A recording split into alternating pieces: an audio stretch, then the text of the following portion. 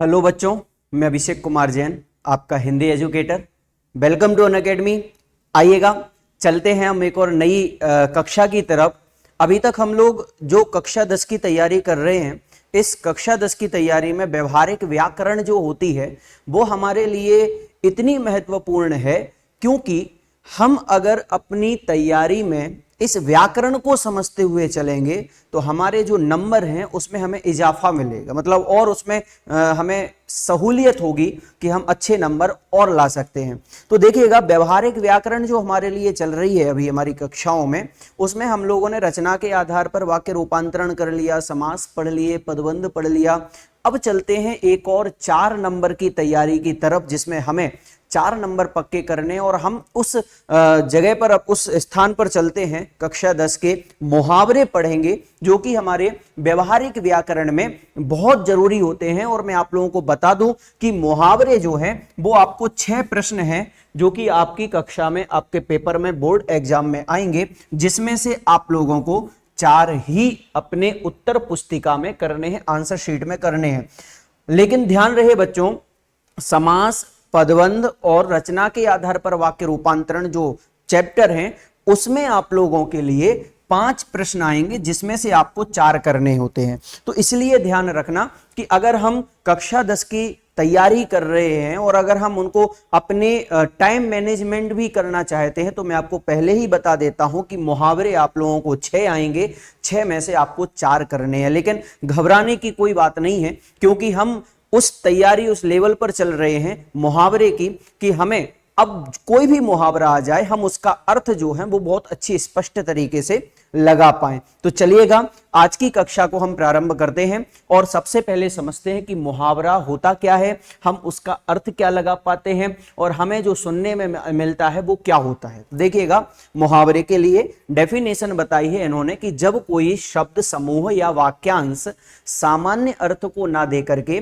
कोई विशेष अर्थ देने लगता है तो उसे मुहावरा कहते हैं। सामान्य सी बात होती है कि बच्चों, अगर हम किसी को कोई ताना मारना चाहते हैं, किसी को कोई व्यंग करना चाहते हैं, तो हम उसको किसी ना किसी कोई दूसरे नाम से या किसी दूसरे शब्द से प्रयोग करने लग जाते हैं, बुलाने लग जाते हैं। तो ठीक वैसे ही मुहावरे का काम होता है कि मुहावरे का जो अर्थ है, सामान्य सिंपल सा जो अर्थ है, जो शब्द का अर्थ निकल रहा है, उस पर ध्यान नहीं दे करके उससे जो कटाक्ष निकल रहा है, उससे जो कोई विशेष अर्थ निकल रहा है, उस विशेष अर्थ के लिए जो है यहां पर मुहावरा उपयोग में आता है। जैसे कि मैंने उदाहरण बताया आपको, सिर हथेली पर रखना।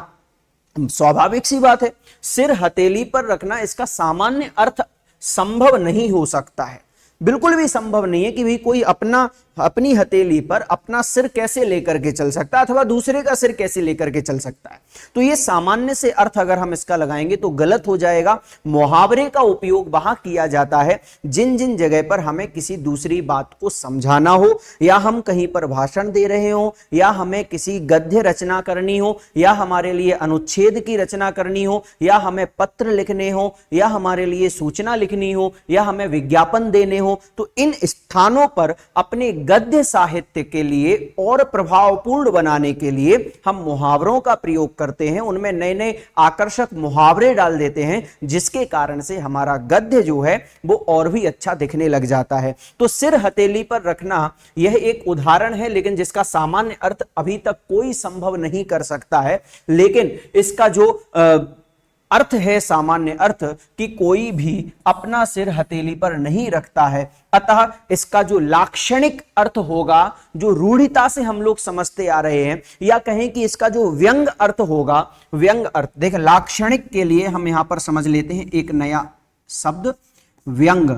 व्यंग का मतलब होता है ताना मारना, किसी के लिए कुछ कह देना, कटाक्ष जिसे हम कह सकते हैं, और उसका अर्थ लिया जाता है जैसे कि बड़े से बड़े बलिदान के लिए प्रस्तुत होना। यानी कहा जा सकता है कि अगर मान लीजिए किसी ने कहा कि भाई तुम युद्ध में भाग ले सकते हैं या तुम भाग लोगे, तो वहां पर ये उत्तर में आता है कि बिल्कुल सर हथेली पर लेकर के चलेंगे। मतलब इसका यह है कि हम तैयार हैं युद्ध के लिए, बड़े से बड़े काम करने के लिए, बड़े से बड़े बलिदान देने के लिए। तो यहां पर अर्थ जो है वो उसका व्यंग अर्थ निकल करके आएगा, उसका जो सामान्य अर्थ है वो वहां पर नहीं लिया जाएगा। जैसे मैं एक और आपको मैं उदाहरण बता देता हूं, जैसे कि मैंने कहा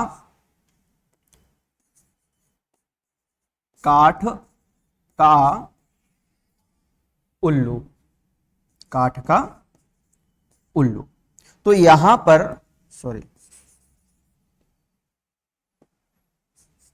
काठ का उल्लू। अब यह चैप्टर जो है मुहावरे वाला, इसमें आपको एक उदाहरण दिया गया काठ का उल्लू। अब बताइए भैया इसका अर्थ क्या होता है? सामान्य अर्थ तो निकलेगा, उल्लू को तो हम सभी समझते हैं कि भाई उल्लू है, लेकिन वो उल्लू कैसा? काठ यानी कि लकड़ी। काठ का मतलब क्या है? लकड़ी।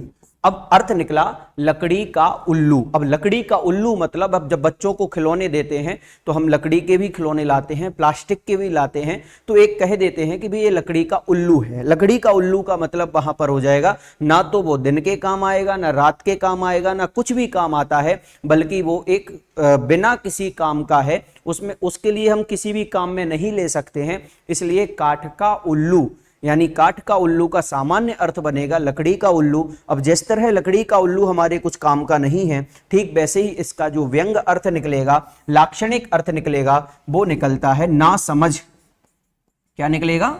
ना समझ या मूर्ख, अज्ञानी, इस तरह से इसका अर्थ निकलेगा। जैसे कि मैं अब वाक्य बनाऊं तो वाक्य में बनाने के लिए मैं कह सकता हूं कि वह काठ का उल्लू है। अब पूरा वाक्य बन गया, उसमें हमने मुहावरे का उपयोग कर दिया कि वह काठ का उल्लू है। अब बताओ क्या काठ का उल्लू क्या वो आदमी हो सकता है या वो औरत हो सकती है जिसके लिए हम बोलना चाह रहे हैं? नहीं हो सकती है। तो काठ का उल्लू का अर्थ निकलेगा कि वो ना समझ है। वह काठ का उल्लू है का मतलब निकलेगा कि वह मूर्ख है, वह कुछ नहीं जानता है, वो ना समझ है। आगे चलते हैं। लोकोक्ति यह सब। अब देखें, हम लोगों ने बहुत सारी जगह पर सुना होगा कि मुहावरे भी होते हैं, लोकोक्ति भी होती हैं और कहावत भी होती है। तीन चीजें होती हैं। हमने मुहावरों का अर्थ पढ़ लिया। मुहावरे सामान्य अर्थ होता है वो मुहावरा कहलाता है। मुहावरा शब्द जो है वो हिंदी का शब्द नहीं है। मुहावरा शब्द जो है वो है अरबी भाषा का शब्द। किस भाषा का शब्द है? अरबी भाषा का। अरबी भाषा में मुहावरा कहा जाता है। क्या कहा जाता है? मुहावरा, जिसका अर्थ होता है अभ्यास। क्या होता है? अभ्यास। अभ्यास क्यों कहा? क्योंकि हम उन मुहावरों से अपनी अभ्यास करते हैं, अपनी पढ़ाई में, अपने जिंदगी में, अपने लेखन कार्य में हम उसका अभ्यास करते रहते हैं। इसलिए इसका जो मुख्य रूप है वो अरबी भाषा से लिया गया, जिसका सामान्य सा अर्थ होता है अभ्यास करना। तो ये तो होता है मुहावरा। लेकिन अगर मैं कहूं कि भी लोकोक्ति क्या कहलाती है, तो लोकोक्ति शब्द जो है वो दो शब्दों से मिलकर के बना, एक लोक और एक उक्ति। तो लोक और उक्ति, लोक का मतलब होता है लोगों के द्वारा या जनसाधारण। क्या हो जाएगा? जनसाधारण। जनसाधारण का मतलब होता है जो सामान्य लोग होते हैं, आपसी में जो लोग होते हैं, जो आपस में हम लोगों के साथ उठते बैठते हैं, जो हमें दिखाई दे रहे हैं, उन लोगों की उक्ति यानी कथन। उक्ति का मतलब क्या हो जाता है? कथन। उक्ति मतलब कथन। तो इसमें दो शब्द हैं, एक शब्द है लोक और एक है उक्ति। तो जनसाधारण कथन।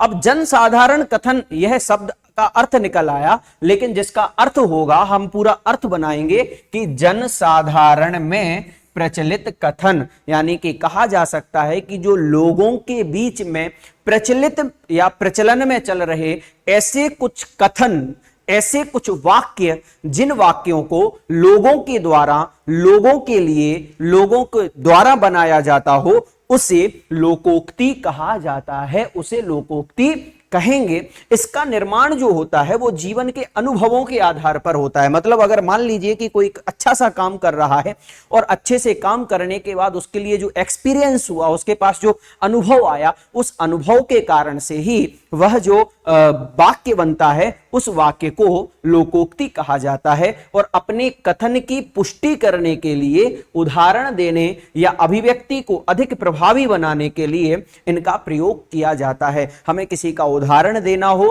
तो उदाहरण देने के लिए हम उसका एक वाक्य बना करके दे सकते हैं। हमें कुछ उदाहरण देना हो, हम किसी भी चीज को बोल करके, उस अनुभव को बोल करके वहां पर उदाहरण दे सकते हैं। और जो कथन जो है, ऐसा उदाहरण रूपी जो कथन है, वही कथन लोकोक्ति कहलाता है। दो चीजें हुई, एक हुआ लोकोक्ति, एक हुआ मुहावरा। एक होता है कहावत। कहावत का मतलब होता है जो कहा जा चुका है। क्या अर्थ हुआ? जो कहा जा चुका है, यानी जो पास्ट में, भूतकाल में जो कुछ हो चुका है उसके आधार पर, या उसके आधार पर वाक्य बनाना, उसके आधार पर वाक्यों को बोलना, ये कहावत कहलाता है। और हम पढ़ रहे हैं कक्षा 10 की एनसीईआरटी में, और कक्षा 10 के स्पर्श और कोर्स बी में हम लोग जो पढ़ रहे हैं वो आप लोगों को केवल और केवल पढ़ना है मुहावरे। क्या पढ़ना है? मुहावरे। और आपके चैप्टर में कहीं पर कोई लोकोक्ति नहीं आएगी, कहीं पर कोई कहावत नहीं आएगी। और अगर कोई कहावत और कोई लोकोक्ति आती भी है तो वो आपके मुहावरे के तौर पर गिनी जाएगी। इस बात का ध्यान रखना। आगे देखें, लोकोक्ति और मुहावरे में क्या अंतर। देखें, कहावत जो होती है वो भी लोगों के द्वारा बनाई जाती है, इसलिए उसको नहीं अलग से समझाया गया है, उसको लोकोक्ति में ही गिन लिया गया है। और कहते हैं कि मुहावरा एक वाक्यांश होता है, जबकि लोकोक्ति अपने आप में पूरा वाक्य बनता है। जैसे कि हमने एक वाक्यांश बनाया, काठ का उल्लू ना समझ, ठीक है, तो ये तो एक छोटा सा वाक्यांश हुआ, यह एक छोटा सा वाक्य बना। लेकिन लोकोक्ति जो होगी वो लोकोक्ति एक पूरा वाक्य बनता है। जैसे कि उदाहरण के तौर पर अगर कहा जाए तो अधजल गगरी छलकत जाए, यह एक मुहावरा है, यह एक लोकोक्ति है कि अधजल गगरी, यानी आधी जो भरी हुई, आधी जल से भरी हुई जो गगरी होती है वो छलकती जाती है, मतलब उससे पानी जो है वो बाहर निकलता जाता है। तो एक पूरा वाक्य जो है वह लोकोक्ति कहलाता है। लोकोक्ति का अर्थ है लोगों द्वारा प्रयोग किया जाने वाला वह कथन जो परंपरागत तरीके से प्रचलित रहता है। प्रचलित रहने का मतलब होता है कि जो लोगों के द्वारा बनाया गया है, लोगों के कुछ अनुभवों के द्वारा बनाया गया है, लोगों के कुछ परंपराओं के द्वारा बनाया, कुछ प्रसंग के माध्यम से बनाया गया है, वह लोकोक्ति कहलाता है। लोकोक्ति का किसी घटना अथवा प्रसंग से संबंध होता है, यानी कहा जाता है कि जो लोकोक्ति होगी, जो लोगों के द्वारा बनाई जाएगी, वह किसी ना किसी घटना के ऊपर आधारित होगी। मतलब उस लोकोक्ति को कहने का, उस लोकोक्ति के बनाने का कोई ना कोई एक रीजन जरूर होगा, चाहे वो कोई घटना से संबंधित क्यों ना हो। लेकिन मुहावरे के बारे में ऐसा कहना सही नहीं है। मुहावरा अपने आप में सिंपल सा होता है, उसका केवल एक लाक्षणिक अर्थ निकलता है, बाकी और कुछ नहीं है, वो किसी घटना पर आधारित नहीं होता है। मुहावरे में काल, वचन एवं पुरुष के अनुरूप परिवर्तन हो जाता है। मतलब अगर हम मुहावरा बनाते हैं और उस मुहावरे का उपयोग अगर हम किसी स्त्रीलिंग वाले वाक्य में प्रयोग करते हैं तो उसका अर्थ जो है, उसका जो परिवर्तन है, मुहावरे का अर्थ उस स्त्रीलिंग रूप हो जाएगा। और अगर हम उसी मुहावरे का प्रयोग वाक्य में पुल्लिंग में करते हैं तो उसका परिवर्तन पुल्लिंग में हो जाएगा। अगर हम उसका पास्ट में करते हैं तो पास्ट का वाक्य बन जाएगा, मुहावरा में परिवर्तन हो जाएगा। अगर हम उसको फ्यूचर के लिए करते हैं, भविष्यकाल के लिए करते हैं, तो वहां पर भी इसी तरह हो जाएगा। इसीलिए यहां पर मुहावरों में परिवर्तन हो सकता है, लेकिन लोकोक्ति में भी किसी भी प्रकार से परिवर्तन नहीं होता है। इसीलिए मुहावरे और लोकोक्ति को समझना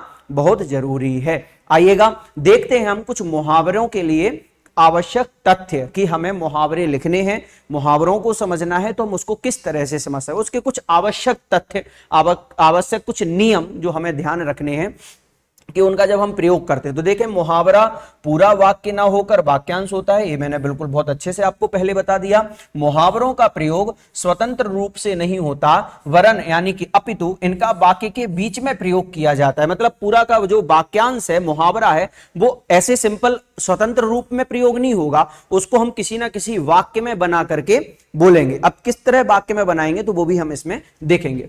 मुहावरा या मुहावरों का अर्थ साधारण नहीं होकर के प्रतीक रूप में होता है, मतलब उसका सामान्य अर्थ नहीं होकर के उससे जो भाव निकल रहा है, जिसके लिए हम वो कह रहे हैं, वो अर्थ वहां पर निकलेगा। पूर्ण इकाई होने के कारण लोकोक्ति में किसी प्रकार का परिवर्तन नहीं होता। लोकोक्ति विशेष अर्थ को प्रकट करती है, जबकि मुहावरे में वाक्य के अनुसार परिवर्तन होता है। यह चीज मैंने आपको अभी इसके पहले बता दी है कि वही मुहावरों में परिवर्तन वाक्य के अनुरूप हो जाएगा, लेकिन लोकोक्ति एक पूरा वाक्य होने के कारण से उसमें कोई भी परिवर्तन नहीं होता है। जैसे कि लोकोक्ति है, सावधानी हटी दुर्घटना घटी, इस तरह से एक वाक्य है, ये लोकोक्ति है, कहावत है। तो ये कहावतें, ये लोकोक्ति किसी ना किसी एक घटनाक्रम से संबंधित होती हैं, वो किसी एक घटना को बताने वाली होती हैं, इसलिए उसमें तो कोई परिवर्तन नहीं होगा। लेकिन अगर हम मुहावरों का प्रयोग करते हैं तो वहां पर सामान्य रूप से कुछ परिवर्तन देखने को मिलेगा। वो सामान्य रूप से परिवर्तन जो होता है काल, वचन, लिंग की अपेक्षा से, यानी काल यानी कौन से काल का वाक्य है, भूतकाल का है, वर्तमान का है, भविष्य का है, इन तीनों काल के अनुरूप जो है वहां पर परिवर्तन हो सकता है। लिंग यानी स्त्रीलिंग और पुल्लिंग में कौन से लिंग का वाक्य बना हुआ है, उसमें परिवर्तन हो सकता है। वचन एक वचन है या बहुवचन है, इसलिए भी यहां पर परिवर्तन हो सकता है। तो मुहावरों में परिवर्तन हो सकता है, लेकिन लोकोक्ति में कोई भी परिवर्तन नहीं हो सकता है। तो चलें आगे देखते हैं। कुछ मुहावरे के उदाहरण मैंने यहां पर दिए हैं, ये मुहावरे हैं और ये उसका अर्थ है। ध्यान से देखना, कुछ 5-7 उदाहरण ही मैंने दिए हैं, बाकी आप लोगों के लिए इसमें जब हम स्पर्श पढ़ेंगे तो उसमें बहुत सारी जगह पर हमारे जो उदाहरण हैं बहुत सारे मिल जाएंगे। देखें, जैसे एड़ी चोटी का जोर लगाना, यानी कि बहुत कोशिश करना। अब यहां अगर हम किसी वाक्य को बनाएं, अब वाक्य को बनाएंगे तो भैया कहेंगे कि देवदत्त ने एड़ी से लेकर चोटी तक पूरी जोर लगा दिया, यानी देवदत्त एड़ी चोटी का जोर लगाता रह गया, लेकिन उसे कुछ हासिल नहीं हुआ। मतलब क्या हुआ? अब बताओ, क्या देवदत्त ने अपनी एड़ी को चोटी से मिलाया, या अपनी एड़ी से या एड़ी को जोर दिया और चोटी पे जोर दिया? नहीं। इसका मतलब होता है कि देवदत्त नामक लड़के ने बहुत कोशिश की, लेकिन वो कुछ भी हासिल नहीं कर पाया। ये अर्थ यहां पर ऐसे निकलेगा। इसी तरह हमें सभी में लगा लेना चाहिए। जैसे लिखा, एक ही थाली के चट्टे बट्टे होना, यह एक मुहावरा है जिसका अर्थ है एक प्रवृत्ति के होना, यानी एक ही तरह से सोचना, एक ही तरह से विचार करना, एक ही तरह से कार्य को संपन्न करना। वो लोग जो होते हैं उनके लिए कहा जाता है एक मुहावरे में कि एक ही थाली के चट्टे बट्टे होना। मतलब इसमें यह निकल आएगा। आगे देखें, ओखली में सिर देना। ओखली आप लोग सभी समझते हैं, घर पर आप लोग देखना, अपने घर पर एक ओखली रहती है जिसमें हम मिर्च मसाले वगैरह कूटते हैं, चटनी बनती है उसमें। आजकल तो क्या है कि मिक्सी आ चुकी है, अपने घर में ग्राइंडर आ चुका है, तो उससे हम क्या है मिक्सी से बना लेते हैं। लेकिन पहले के समय में क्या है, एक सिलवट्टा भी चलता था, लेकिन सिलवट्टे पर बाद में आया एक ओखली। ओखली का मतलब होता है कि उसमें हम जैसे बड़ी बड़ी दाने वाली हल्दी होती है तो उसको हम चूरन बनाते हैं, उसको अलग करते हैं। तो इस तरह से जो है ओखली में सिर देने का मतलब है। अगर इसका एक शाब्दिक अर्थ अगर हम देखें तो ओखली में कभी कोई किसी का सिर नहीं जाता है, लेकिन कहने का मतलब यह है कि ओखली में कोई भी वस्तु चली जाए, लेकिन जब उसके ऊपर वो मूसर उसके ऊपर जो पड़ता है तो उसकी चटनी बढ़ जाती है।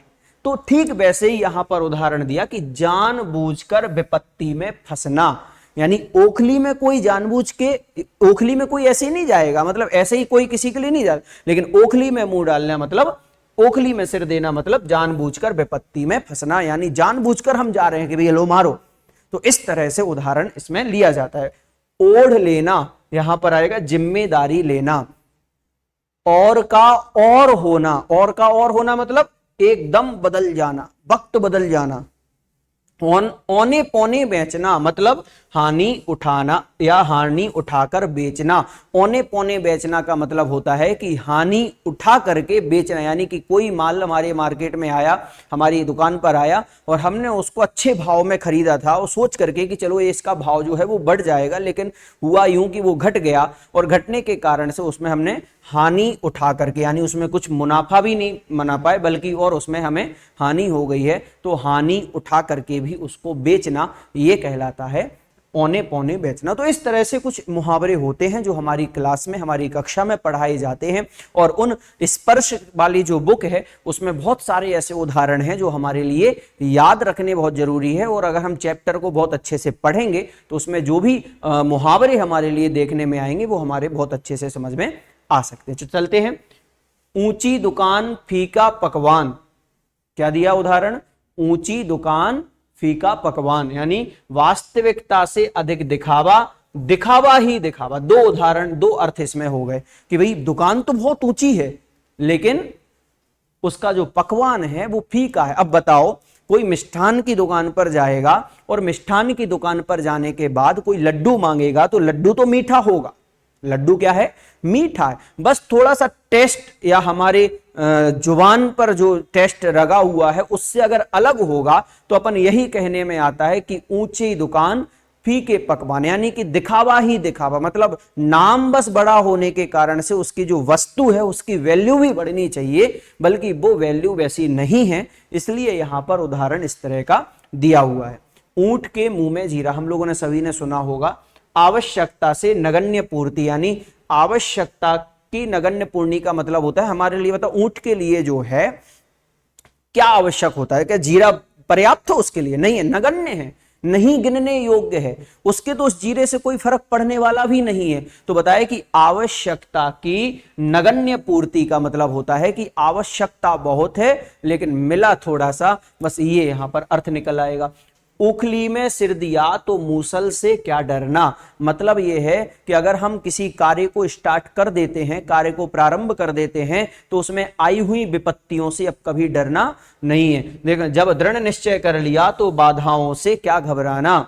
ऊंट किस करवट बैठता है, परिणाम में अनिश्चितता होना। जब ऊंट बैठता है तो उसके कभी भी पता नहीं चलता है कि वो, अब आपको लगेगा बैठते समय कि वो राइट में करवट लेकर के बैठ रहा है, लेकिन अचानक ही उसके क्या हो जाएगा, वो लेफ्ट में भी बैठ सकता है। तो कहा जाता है कि भाई ऐसे भी लोग होते हैं जो टाइम आने पर, या कहा जा सकता है कि प्रोग्राम पूरा प्लानिंग होने के बाद में अचानक मुंह मोड़ लेते हैं कि भैया अब नहीं हम जा रहे हैं।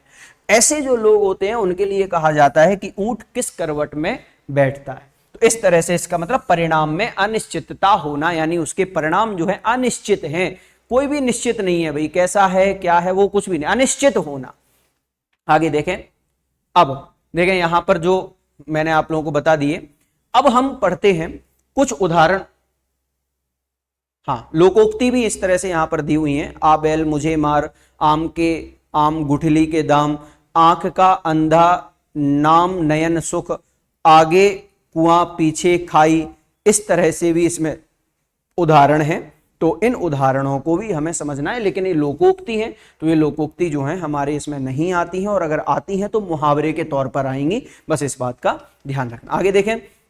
मुहावरे और अर्थ के उचित मेल वाले विकल्प का चयन कीजिए। तो बच्चों ध्यान रखना, अब आप लोगों के साथ में मेरी बिल्कुल स्टडी बहुत अच्छे से चल रही है, आप लोग मेरे साथ बिल्कुल देखते हो। देखो यहां पर आपको नजर नहीं दौड़ाना है कि यहां पर क्या लिखा हुआ है, ये तो उत्तर मैंने दिया ही है, ये तो आप लोगों के साथ में रहेगा ही, लेकिन हमें अपनी बुद्धि को बताना है कि भाई हम क्या सोच रहे हैं, उसमें क्या अर्थ आएगा। देखें, मुहावरा और अर्थ, यानी एक तो मुहावरा है और एक जगह अर्थ लिखा हुआ है। इन मुहावरे और अर्थ में यह पता करना है कि कौन सा सही होगा। तो देखें, नतमस्तक होना, सिर उठाना बिल्कुल गलत हो जाएगा। क्यों हो जाएगा? क्योंकि नतमस्तक का मतलब ही ये होता है कि झुकना, लेकिन यहां बोला सर उठाना, तो गलत ही है। दौड़ धूप करना, यानी धूप में दौड़ना, सामान्य अर्थ बिल्कुल भी नहीं आएगा, उससे विपरीत अर्थ आना चाहिए, तो इसमें वो भी नहीं है। इसके बाद चलते, नजर रखना यानी कि ध्यान रखना, ये सही आंसर हो जाएगा। पन्ने रंगना, कागजों पर रंग बिखेरना, ये भी गलत हो जाएगा। पन्ने रंगना का सही अर्थ होता है कि व्यर्थ में ही लिखना। पन्ने रंगना मतलब व्यर्थ में लिखना, कोई बिना किसी काम के, कोई काम हो तब तो लिखो, पन्ने रंगना, मतलब ऐसे बोलते हैं ना हम लोग कि भाई क्यों क्लास में तुम पढ़ाई करते हो, क्या पढ़ रहे हो, कुछ भी नहीं, तो लिख क्या रहे, कुछ भी नहीं, व्यर्थ में पन्ने रंग रहा है, कुछ भी उसमें लिख रहा है, व्यर्थ की वस्तु को लिखना, पन्ने रंगना, तो कागज पर रंग बिखेरना ये गलत हो जाएगा। व्यर्थ अगर इसमें होता कि व्यर्थ में लिखना या व्यर्थ में पेज भरना, व्यर्थ में कॉपी भरना, ये उत्तर उसका सही हो जाता, लेकिन ये भी गलत है, तो यहां उत्तर जो है वो नजर रखना अथवा ध्यान रखना जिसका अर्थ है ये राइट आंसर हो जाएगा। चलते हैं सेकंड क्वेश्चन पर। युद्ध के लिए तैयार होना अर्थ के लिए उपयुक्त मुहावरा है। देखें उपयुक्त इसमें जो लिखा हुआ है वो इस तरह से होगा, उपयुक्त मुहावरा। अब बताओ उपयुक्त मुहावरा युद्ध के लिए जो है वो क्या होगा। देखो यहां पर है तलवार खींचना, तलवार खींचना क्यों दिया गया, क्योंकि तलवार खींचने का मतलब यह है कि जब कोई युद्ध में जाता है तो अपने पास से तलवार लेकर के ऐसे बोलता है बिल्कुल हम तैयार हैं, हम तैयार, तो इसलिए यहां पर जो अर्थ आएगा वो ये आएगा। डींग मारना मतलब होता है कि व्यर्थ में बातें देना, वो तो इसमें युद्ध में जाने के लिए बातें देनी थोड़ी ना पड़ती है। तिल का ताड़ बनाना ये भी नहीं हो सकता है, तू मैं करना तो ये भी नहीं, तो ये तीनों जो है वो गलत आंसर हो जाएंगे, तलवार खींचना जो है वो सही आंसर हो जाए। आगे देखें, असंभव कार्य पर या असंभव कार्य कर दिखाना, यानी जो काम नहीं कर पा रहा हो कोई, या जो काम किसी ने नहीं किया हो और मान लीजिए कोई कर दे, तो इसके लिए उपयुक्त मुहावरा क्या रहेगा, तो यहां पर बताया तारे तोड़ लाना। भाई सही बात है, तारे कोई नहीं ला सकता है, ऊपर आसमान में तारे लेने के लिए नहीं जा सकता है कोई भी, सामान्य अर्थ तो यही निकलेगा, लेकिन इसका विपरीत अर्थ जो है, इसका जो विशेष अर्थ है वो ये होगा कि भैया जो काम कोई नहीं कर पा रहा हो वो काम ये कर लेगा, तो ये आंसर इसमें ये आ जाएगा। ठीक है, आगे देखें, हमारी सेना के दुश्मन को बुरी तरह हरा दिया। वाक्य में रेखांकित अंश के लिए उपयुक्त मुहावरा, बुरी तरह हरा दिया, इस अर्थ के लिए कौन सा मुहावरा होगा, छक्के छुड़ाना। ठीक है, बहुत बढ़िया आंसर इसका सही है।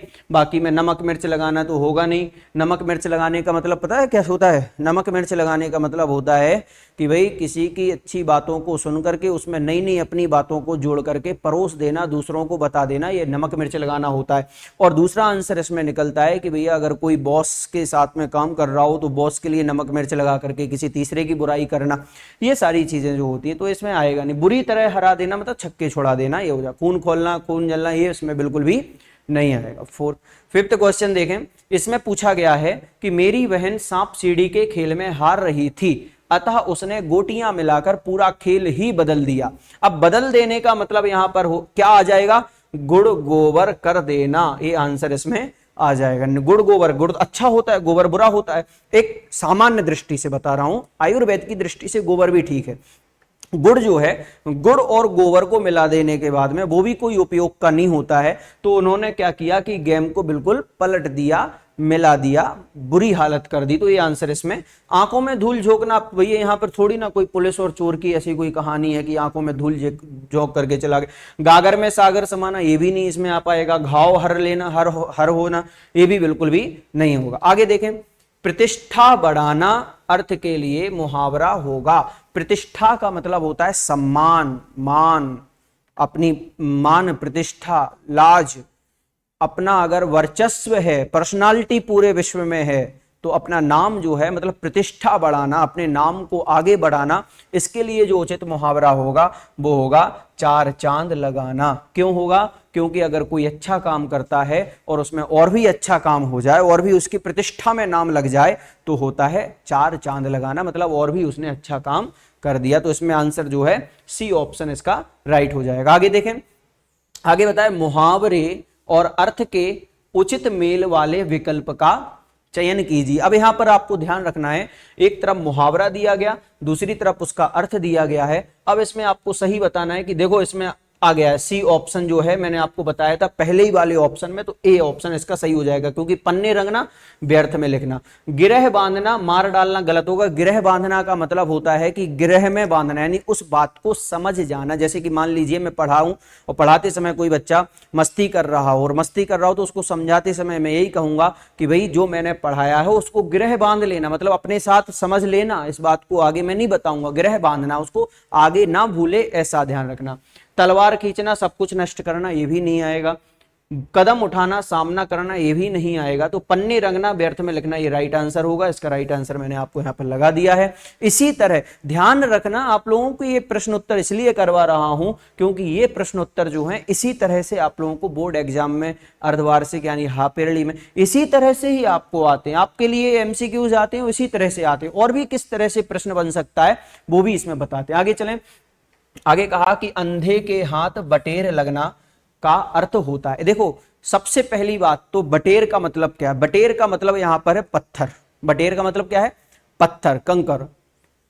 और अंधा व्यक्ति के हाथ में अगर पत्थर आ जाए, एक तो स्वभाव से अंधा है, देख नहीं सकता है, और देख नहीं सकता है जो, उसके पास में अगर कोई वो ढूंढ करके ला दे तो एक ताज्जुब की बात है। तो सामान्य अर्थ तो उसमें होगा नहीं, लेकिन उसका जो विशेष अर्थ होगा वो ये होगा कि भाग्यवश, यानी उसका भाग्य अच्छा था कि उसे अच्छी वस्तु प्राप्त हो गई, मतलब उसको अच्छी चीजें मिल गई हो, ऐसा यहां पर समझना चाहिए। अच्छा भाग्य होना यह गलत है। क्यों होगा? क्योंकि अच्छा भाग्य नहीं है।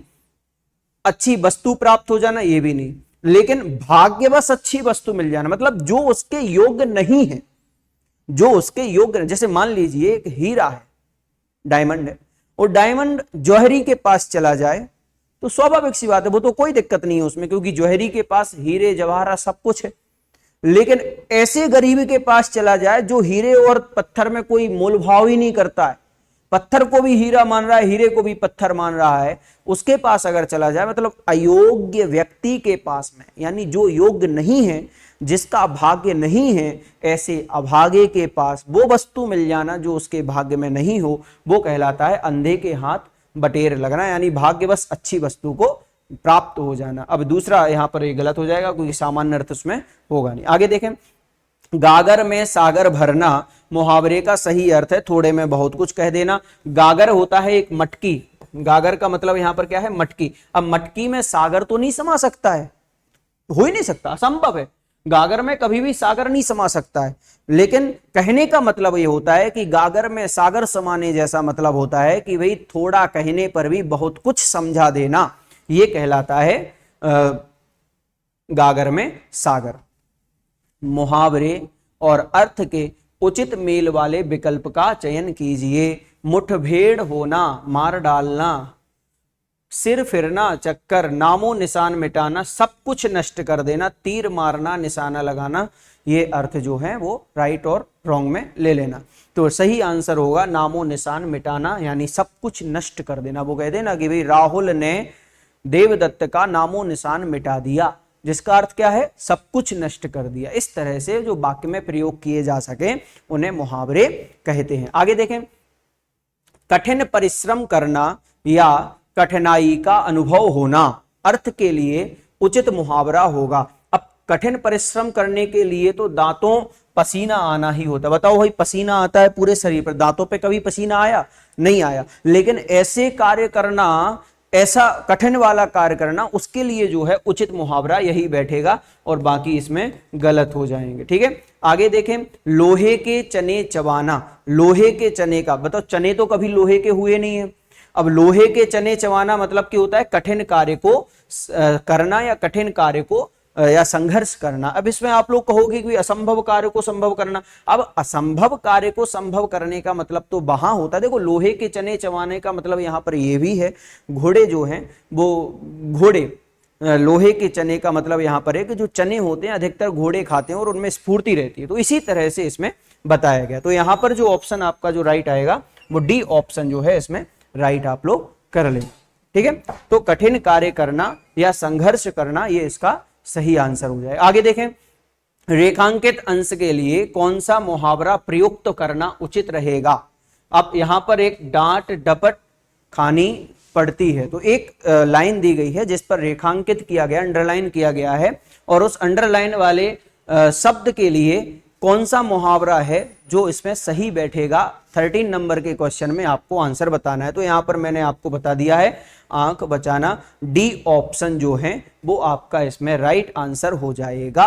इसलिए आगे चलते हैं। देखें, एक एक अक्षर अच्छी तरह पढ़ने पर भी बड़े भाई साहब की डांट डपट खानी पड़ती है। बड़े भाई साहब वाला चैप्टर है कि नहीं, पढ़ा था ना। तो डांट डपट खाना, इसके लिए मतलब आंखें बचाना, मतलब जब वो पूरी पढ़ाई कर भी लेते थे, एक एक अक्षर भी अगर छोटा भाई पढ़ ले तो अच्छी तरह पढ़ने के बाद में भी बड़े भाई से वो आंखें नहीं बचा पाता था, मतलब वो उसके आड़े आ ही जाता था, इसलिए यहां पर ये वाला है। आगे जो है, पुलिस चोर को, अंडरलाइन रिक्त स्थान है, चाहती थी इसलिए जाल बिछाए बैठी थी, रिक्त स्थान की पूर्ति करें। मतलब यहां पर पुलिस, देखें इसमें आंसर जो है थोड़ा सा गलत है, आंखों में धूल झोंकना नहीं आकर के इसमें आएगा रंगे हाथ पकड़ना। तो यहां जो आंसर है वो आप लोगों का यहां पर आ जाएगा रंगे हाथ पकड़ना, यानी इसका आंसर हो जाएगा कि पुलिस चोर को रंगे हाथ पकड़ना चाहती थी इसलिए जाल बिछाए बैठी हुई थी, तो आंसर इसका ही हो जाएगा। इसीलिए मैंने कहा कि बच्चों नीचे आंसर पर ध्यान मत देना, मैं उसके बाद थोड़ा सा क्लियर करूं, उसके बाद आपको सही आंसर है। जान बख्शी करना ये तो बिल्कुल भी नहीं आएगा, तार तार होना ये भी नहीं है, तो आ जाएगा। देखो आंखों में धूल झोंकने का मतलब यहां पर ये होता है कि भाई हम किसी के लिए धोखा दे करके आ रहे हो, तो ये आंसर इसमें नहीं होगा। आगे देखें 15 नंबर है, अत्यंत लज्जाजनक स्थिति होना। लज्जाजनक स्थिति का मतलब होता है शर्मसार होना, बहुत शर्म से और शर्मसार होना, स्थिति होना। इस अर्थ के लिए कौन सा मुहावरा होगा, तो ये ठीक है, ये हम लोगों ने सुना भी है, पढ़ा भी है और देखा भी है, चुल्लू भर पानी में डूब मरना। ठीक है, आगे देखें, भारत शांति प्रिय देश है पर वह शत्रु की ईंट से ईंट बजाना भी जानता है। ठीक है, ये आ जाएगा जानता है। आगे देखें, विपत्ति में उसकी अक्ल चकरा जाना। ठीक है, बहुत बढ़िया। हो जाना तो ये होगा नहीं, ठनक जाना भी नहीं होगा, आग बबूला होना ये भी नहीं होगा। चकरा खाना मतलब कभी विपत्ति आती है, कब चारों तरफ से अगर बहुत सारे दुख आ जाएं तो अचानक से हमारा भी सरदर्द होने लग सकता है, हम सभी भी उस चीज में चक्कर खा सकते। सैनिकों ने दुश्मन को नाकों चने चबाना, आड़े हाथों लेना, राह दिखाना, नीचा दिखाना। आंसर इसमें जो डी ऑप्शन है वो गलत है, इसमें आंसर आएगा आड़े हाथों लेना, इसमें आ जाएगा ए ऑप्शन। ए ऑप्शन में जो होगा वो होगा आड़े हाथों लेना। ध्यान रखना इसमें जो आप लोगों को आंसर दिए गए हैं, दो आंसर इसमें, देखो जरूरी नहीं है ये आंसर भी इसमें हो सकता है, नाकों चने चबाना, नाकों चने चबाना, नाक से कभी चने नहीं चबाए जा सकते हैं, तो इसमें ये आंसर आ सकता था अगर ये आंसर इसमें नहीं होता। तो इसमें आंसर ये भी है, इसलिए इसमें आंसर आड़े हाथ लेना, मतलब उसको भी हम क्या कर दिया, सैनिकों ने आड़े हाथ ले लिया। संगीत कार्यक्रम अच्छा खासा चल रहा था, बिजली चले जाने से सब गुड़ गोबर हो गया। ये तो ठीक है, गुड़ गोबर होना बहुत बढ़िया, अच्छा आंसर है। अंतिम जो है कि आटे दाल का भाव मालूम हो जाना। आटे दाल का भाव मालूम होना, चैप्टर नंबर 1 बड़े भाई साहब वाला चैप्टर पढ़ा था, उसमें हम लोगों ने पढ़ा था कि जब बड़ा भाई अपने छोटे भाई को समझाता है और कहता है कि भाई अभी तुम्हारी उम्र ही क्या है, जब हमारी उम्र में आओगे, हमारे जमात में आओगे, कक्षा में आओगे, तो तुम्हारे लिए आटे दाल के भाव मालूम पड़ जाएंगे। तो ये उदाहरण जो है, ये जो मुहावरा है, इसका सही अर्थ जो है वो क्या हो जाएगा, कठिनाइयों का ज्ञान हो जाना। ठीक है ना, चीजों के भाव पता चलना नहीं, कठिनाइयां क्या होती हैं उस स्तर पर आने पर, तो उस श्रेणी में, उस लेवल पर आने पर वो यहां पर बताई गई है। ठीक है ना, तो बच्चों ध्यान रखना ये आपके मुहावरे हैं और इन मुहावरों को बहुत अच्छे से पढ़ना, और मुहावरे से दिए हुए जितने भी इसमें क्वेश्चन आंसर हैं उनकी तैयारी भी आप लोग बहुत अच्छे से करना, कर भी रहे होंगे और आगे भी इसी तरह से तैयारी करते रहना। मिलते हैं एक और नई वीडियो के साथ में, एक और नई क्लास के साथ में, और आप लोगों के लिए एक और नए चैप्टर के साथ में मिलते हैं। धन्यवाद। Let's crack it.